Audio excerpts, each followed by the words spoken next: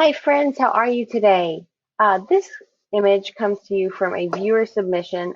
She had the request that the couch, this red couch, be turned gray. That was what the client wanted. Um, and so she was having either a little trouble with that, or maybe she just didn't have time to change the couch to gray. She was super busy trying to edit, get things done. So she asked, hey, can you give me a hand with this? And I was absolutely happy to help her with that. So our problem is we need to turn this red couch to gray, and we're going to do that using the saturation slider. So if we just click saturation slider, say okay, if we desaturate the whole thing, obviously we turn everything to black and white. If we use just our red channel, that does pretty good, but then we lose the color in the skirt and skin tone and things like that. So almost what we want, but I'm going to hit cancel real fast. And we're just going to go in and use our quick selection tool to select what we want to change the color. So I'm going in pretty quick, picking the red. I know I'm getting pants and things like that and heads and whatnot, legs. We're going to go in and fix all that. We're going to go into minus mode and kind of zoom in here, fix kiddo's head. And since this is somebody else's client, I went ahead and put a smiley face over their face. I'm not sure if they wanted to be YouTube content. So, but I did leave it so we could kind of see how we get the hair and things like that.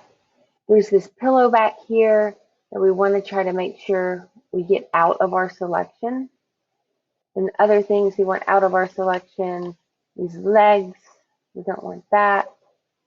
We don't want this leg or that leg. There we go. And I'm still just using this quick select tool to tell it everything we don't want. I'm going to go back and get that in just a second. Don't want that. There we go. That looks good. And I'm going to go back to my plus mode here, plus, and grab the center right here. That's good. There's this little thing right there, little tiny bit. And go back to minus because I do see that I have the shirt and side of these pants here. And it's a little bit of back and forth. You know, you got to like go plus, minus, plus, minus. Some of these darker areas we're going to do individually, kind of hand edit those. I'm going to try to get these pants out without losing all of that. It might just be a hand edit.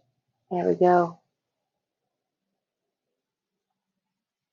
Love the quick selection tool, guys. It makes things so much easier. Okay, that is pretty good. I'm going to hit minus that right there, but I still want to grab that gray. I'm sorry, that brown. Perfect. Okay, good deal. So now we have selected all of the red areas of the couch we want to change. I do want to grab this because we don't want this vibrant red wood with a gray couch. It would look weird. They would never manufacture that. And I see here I got this pillow. There we go. Maybe you see something I missed. We're going to go with this. Is that arm or is that couch? That's arm. But this, there we go. I'm just like single clicking and it thinks about it and then it kind of straightens out. Are his ears okay? I think his ears are fine. I see some, there we go. Just looking for anything I could have missed because it's way easier to get your selection correct than to go back and try to fix things. So now here's the fun part. Saturation slider, say okay, change to the red, and boom, now we have a gray couch. All right, so I sent this, I'm going to hit Control D, oops, say okay. I sent this over to the photographer, and she was like, yeah, I like that, but she wanted it a lighter gray. So, super great. I still have my layer right here. I'm just going to double click there, and I'm going to increase the lightness. Now, it's too light here and we have this to deal with. We're going to go back and fix that, but we're just going to say this part of the couch is good. We're going to say okay, hit F8. I'm going to use my dodge tool. Actually, I'm going to go back. I had changed it. Well, that was the burn. Let me do this real fast. Burn tool. There we go. Not exactly. It looks weird. See what I'm saying? Like, it looks like he's floating. So we're going to go back to where I flattened the image. I'm going to use a white brush and kind of brush this back in because I need this darkness. Yes, I know it's turning red. That's okay. Same here. Just feather this hard line we have. And we're going to go back and do this by hand because it just looks a little bit weird. When you lightened this area, it didn't do quite right. They look like they're floating. We don't want that. There we go. It can be lighter down there. I just kind of hit the areas where there would be shadows. And now we're going to flatten. We're going to go over here and hit our sponge tool, desaturate 100%, zoom in, and I'm clicking repeatedly, clicking and dragging. There we go.